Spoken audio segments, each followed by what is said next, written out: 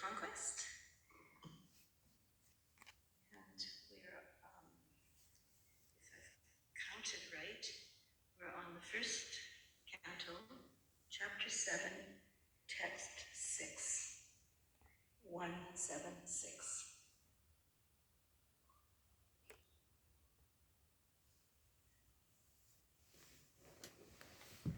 Anartopasamam sakshat.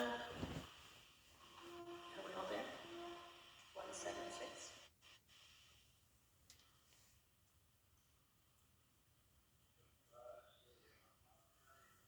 Hold on a second. Text 6. Oh, you did 6 yesterday. I was afraid of that. Okay. Very good. Thank you.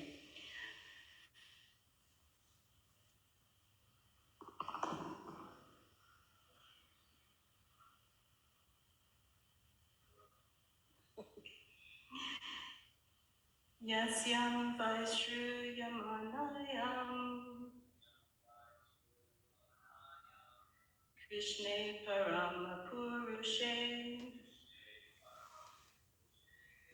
Bhaktir Utpatyate Pumsha Shoka Moha Payapaha Yasyam Vaishruyamanayam Krishne Paramapurushe Bhaktir Utpatyate Pumsa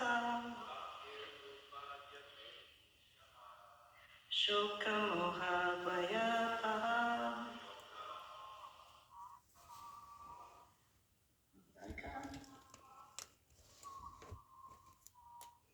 Shampai Shuyam Manayam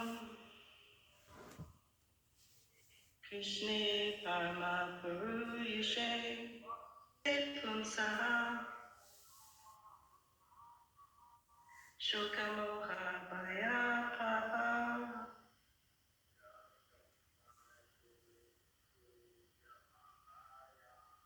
Yasham Vashruyamanayam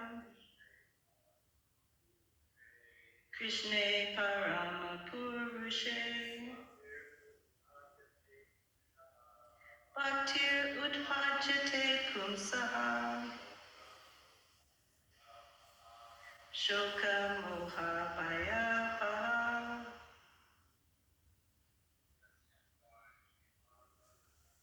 Yasham Vashruyamanayam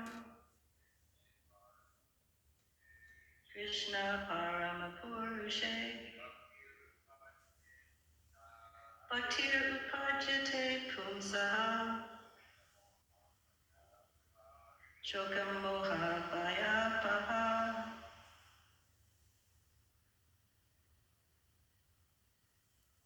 Yasyam Sanshuryamanayam Krishna Parama Purushe Bhaktir Upajate Pumsaha Shokam Moha Bhayapaha.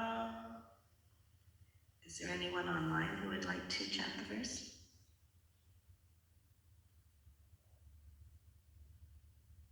Okay.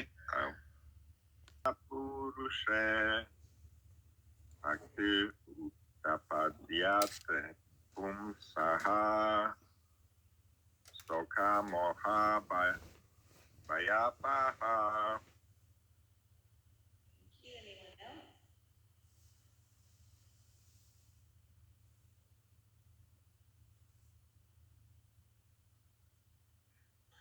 Okay. So we'll go on to the word for word. Yasyam, this Vedic literature. Vai, certainly. Shruyamanayam, simply by giving oral reception. Krishna, unto Lord Krishna. Harma, supreme. Purushe, unto the personality of Godhead. Bhakti, feelings of devotional service. Utpajate, sprout up. Pumsaha, of the living being. Shoka, lamentation. Moha, illusion. Bhaya, fearfulness. Apaha, that which extinguishes. Translation.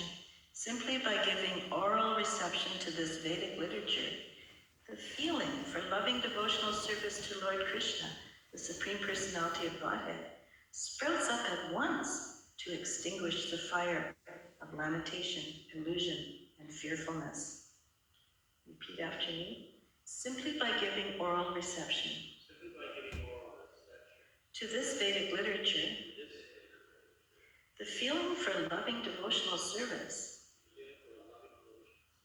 to Lord Krishna, the Supreme Personality of Godhead,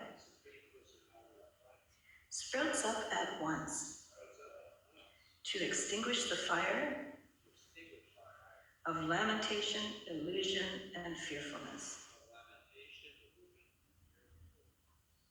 Purport by His Divine Grace, Srila Prabhupada Ki Jai. Yes, quite the purport. It's very interesting how some very important verses get very long purports. There are various senses of which the ear is the most effective. This sense works even when a man is deep asleep. One can protect himself from the hands of an enemy while awake. But while asleep, one is protected, by the ear only. The importance of hearing is mentioned here in connection with attaining the highest perfection of life, namely getting free from 3 material pains. Everyone is full of lamentation at every moment. He is after the mirage of illusory things, and he is always afraid of his supposed enemy. These are the primary symptoms of material disease, and it is definitely suggested herein that simply by hearing the message of Srimad Bhagavatam, one gets attachment for the Supreme Personality of Godhead, Sri Krishna, and as soon as this is effected, the symptoms of the material diseases disappear. Srila Vyasadeva saw the all-perfect personality of Godhead, and in this statement, the all-perfect personality of Godhead, Sri Krishna, is clearly confirmed. The ultimate result of devotional service is to develop genuine love for the Supreme Personality. Love is a word which is often used in relation with man and woman, and love is the only word that can be properly used to indicate the relation between Lord Krishna and the living entities. The living entities are mentioned as Prakriti in the Bhagavad Gita, and in Sanskrit, Prakriti is a feminine object. The Lord is always described as the Param Purush, or the Supreme Male Personality. Thus, the affection between the Lord and the living entities is something like that between the male and the female. Therefore, the term love of Godhead is quite appropriate. Loving devotional service to the Lord begins with hearing about the Lord. There is no difference between the Lord and subject matter heard about him. The Lord is absolute in all respects, and thus there is no difference between him and the subject matter heard about him. Therefore, hearing about him means immediate contact with him by the process of vibration of the transcendental sound. And the transcendental sound is so effective that it acts at once by removing all material affections mentioned above. As mentioned before, a living entity develops a sort of complexity by material association, and the illusory encagement of the material body is accepted as an actual fact. Under such false complexity, the living beings under different categories of life become illusioned in different ways. Even in the most developed stage of human life, the same illusion prevails in the form of many isms and divides the loving relationship with the Lord, and thereby divides the loving relationship between man and man. By hearing the subject matter of Srimad Bhagavatam, this false complexity of materialism is removed, and real peace in society begins, which politicians aspire for so eagerly in so many political situations. Politicians want a peaceful situation between man and nation, but at the same time, because of too much attachment for material domination, there is illusion and fearfulness. Therefore, the politicians' peace conferences cannot bring about peace in society. It can only be done by hearing the subject matter described in the Srimad Bhagavatam about the Supreme Personality of Godhead, Sri Krishna. The foolish politicians may go on holding peace and summit conferences for hundreds of years, but they will fail to achieve success until we reach the stage of re-establishing our lost relation with Krishna. The illusion of accepting the body as the self will prevail, and thus fearfulness will also prevail. As for the validity of Sri Krishna as the Supreme Personality of Godhead, there are hundreds and thousands of evidences from revealed scriptures, and there are hundreds and thousands of evidences from personal experiences of devotees in various places like Vrindavan, Navadvip, and Puri. Even in the Kaumuti dictionary, the synonyms of Krishna are given as the son of Yashoda and the Supreme Personality of Godhead, Parabrahma. The conclusion is that by simply hearing the Vedic literature, Srimad Bhagavatam, one can have direct connection with the Supreme Personality of Godhead, Sri Krishna, and thereby one can attain the highest perfection of life by transcending worldly miseries, illusion, and fearfulness. These are practical tests for one who is actually given a submissive hearing to the readings of the Srimad Bhagavatam. Om Jnana Timirandasya Jnana Jnana Shalakaya Chakshuruna Tamina Tasmai Shri Gurave Namaha. Offer my respectful obeisances to all the to Srila Vyasadeva and to all my spiritual masters. Oh, sorry. It was going better before, right? Okay. So this text is continuing the topic of the last few texts, and of course of the whole Srimad Bhagavatam, and of course of the whole body of literature that Srila Prabhupada made available to us, which is basically that the Lord cares that we are experiencing miseries, and it has compassion on that aspect and wants to relieve us of those miseries. It's very clear here that if someone really understands Krishna, you can't fully understand, but if someone is connected to Krishna and knows what Krishna's desires are, they don't try to escape these miseries alone. They try to share the information and the path, share the key to the prison. They try to help others get out. And so this is what Vyasadeva was experiencing. This is what Srila Prabhupada went to so much trouble in his old age. This is what Chaitanya Mahaprabhu was trying to get the attention of everybody for. It's not natural for us to be experiencing the miseries. The words are things like revive and restore, and this message is supposed to be shared with all the others that can possibly be reached and will listen. As we know from Krishna's conversation with Arjuna, who does he say is most dear to him? Right near the end, who does he say? His devotee, one who shares tells the secrets to the devotees, that's the one who's most dear to him. So this section, these comments by Suja Goswami are pointing out that there is a way out of this mess we're in, and that actually the Lord and the lovers of the Lord want to help us get out of this mess we're in.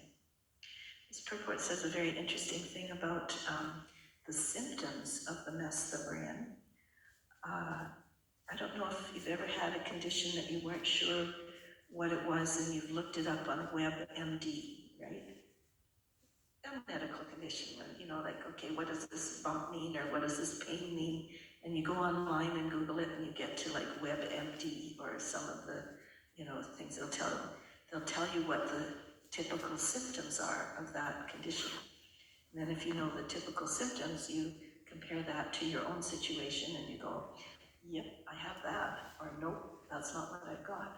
So here, Srila Prabhupada has explained what are the symptoms, the primary symptoms of the material disease. And the three primary symptoms: full of lamentation at every moment, after the mirage of illusory things, and afraid of his supposed enemy. So when we look at ourselves and we look around, there's lamentation that we feel from time to time, that we're drawing to the end of the year. This is the last day of 2024, and it's a time when people sometimes look backward and look forward. They look backward to see, how did it go? They look forward to see, what am I going to do better? What resolutions am I going to make? And when usually a bit of looking backward often involves a little bit of lamentation. could have done this, could have, would have, should have, that whole thing. So the mirage of illusory things around the Christmas time, people, think that if only I get this gift, I will be happy, or if only I can make that other person happy, I'll be happy, and yet it doesn't last. And always being concerned that there's somebody somewhere that's going to destroy my little bit of what I've got, so the fearfulness. So those are the three symptoms of the material disease, and the message that this whole section of the Bhagavatam and the whole Bhagavatam is that there is a relatively simple, not necessarily easy, but simple solution. And the purport starts with pointing out the ear as the useful instrument that we've got, that almost everybody has. Well, everybody has an ear, whether it's working or not. But the ear it's such a, so kind of Krishna to have chosen, given us some link that is, you don't have to be rich, you don't have to be educated, you just have to lend your ear to the vibrations. Lend your ear. Lend me your ears, yes. So if we lend Krishna our ears and lend his messengers our ears, that can be the start of, the reviving, the restoring. It's very important, I think, that Srila Prabhupada always points out that it's restoring and reviving our original loving relationship, re-establishing something that we previously had. That helps us know that this is truly our birthright. This is what we're entitled to.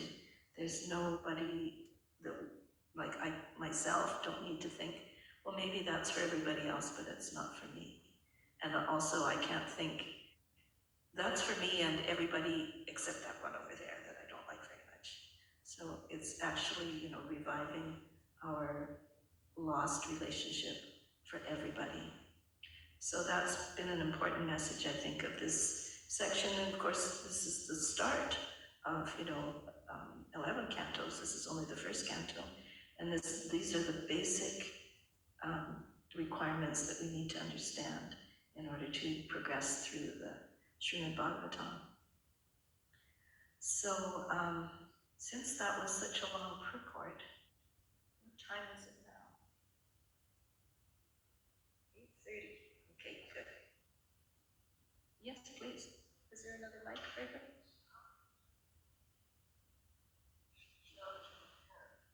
So sound, of course, is the first element coming out of the ether.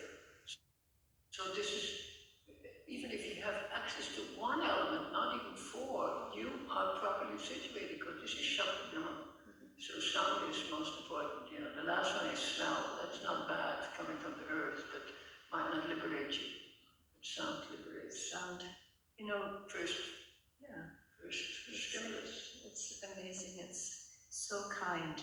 Like we heard in an earlier purport that sometimes, the king will visit the prison, not because he needs to be locked up, but because he wants to see if he can do anything to help those who are imprisoned. And is that causing feedback? Maybe just turn it, which way do we have to turn it?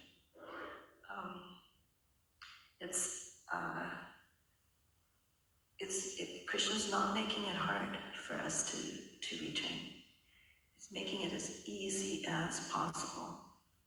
And that's, and also as easy as possible to share it. And so, it's still, simple but not easy, but still it's as easy as it can be. And,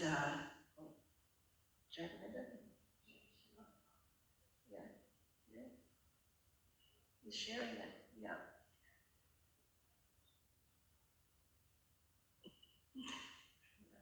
Very, very beautiful, very kind. As the conclusion says here, simply by hearing the Vedic literature, one can have direct connection with the Supreme Personality of Godhead and attain the highest perfection of life. Okay, so, yes, I thought you did. Where's that mic?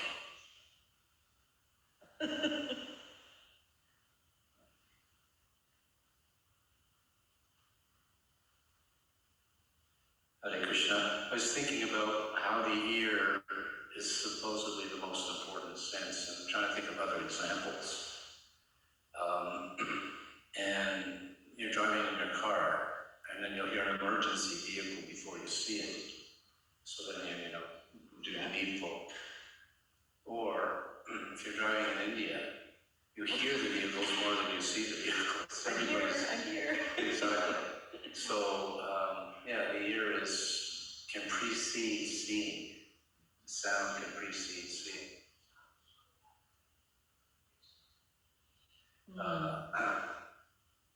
Srila Prabhupada gave a class on this verse 51 times. Gave a lecture on this class 51 times. And it's quoted 15 times in various other places, including in lectures. It's an important verse. Yeah, very important. I mean, it's the verse on which or the process on which we base our whole movement. Right? The idea is you should hear. Yeah. The feelings of loving devotional service will develop if we hear. Simply hear. Chant and be happy. Pramanjana Charita Bhakti Vilochanena Shanta Sadaiva Vidayeshu Vilokayati. One can see the deity by developing prema. You can actually see Krishna, but you see it through hearing that's actually Krishna. You hear, how can we realize that's Krishna? So hearing is the foremost sense. And I've made this comment before, and Radhika's made this comment also many times, that everything that we know comes from hearing. Whatever we're accepting as something, there's a harmonium. We know it's a harmonium because we heard that it's a harmonium. It's not just by seeing it, but we hear. And also, so the sutta is Prabhupada says, see through the ear, seeing through the ear. So generally through the ear, we hear sound, and seeing comes through the eye. But he says you can have a rupa or darshan through the ear. It's one of the esoteric points of our philosophy, that rupa comes through the ear. It's incredible, and that's why now bhajan is so important, or your japa. You can see Krishna by actually focusing on your mantra. Very amazing. Thank you, Jagavendra, mentioning things about the ear. The ear is the supposed last sense to shut down when the body is shutting down. Somebody's going to leave the body. The ear is the last sense to shut down. And people in near-death situations where everybody in the room has thought that they're gone, or if they've come back, they can say what they heard was going on in the room. And they're aware that, somebody was talking with them or sitting with them, or they can recall what was heard. And at the very beginning of life, even when in the womb, the ears are working. And the baby can hear Bhagavatamas, Prahlad, or they can hear the cello concerto that their mother is practicing, or they can start to learn the language that they're going to be living in the household of. Many scientific experiments have proven that is actually going on, that the ears are functional even before the body emerges from the womb. looking yesterday at the picture, I was looking at Narada Muni. There's a picture sitting under a tree, and who else is sitting under a tree? It's Narada's, it's Prahlad's mother, listening, Ganges. Yeah, Beautiful painting from Vedabase. Beautiful. so little Prahlad heard the whole thing. Sukadeva Goswami heard the whole thing. Well, like, these ears are working very early on. Shravan Kirtanam. Yeah. And oftentimes people like to do more kirtanam. When I say kirtanam, I don't just mean like chanting the holy name, but I mean talking, right? Yeah. But the thing is we have 2 ears and 1 mouth. So we should be hearing twice as much as we're speaking. That is a proportion that has been Because ears, because it's two.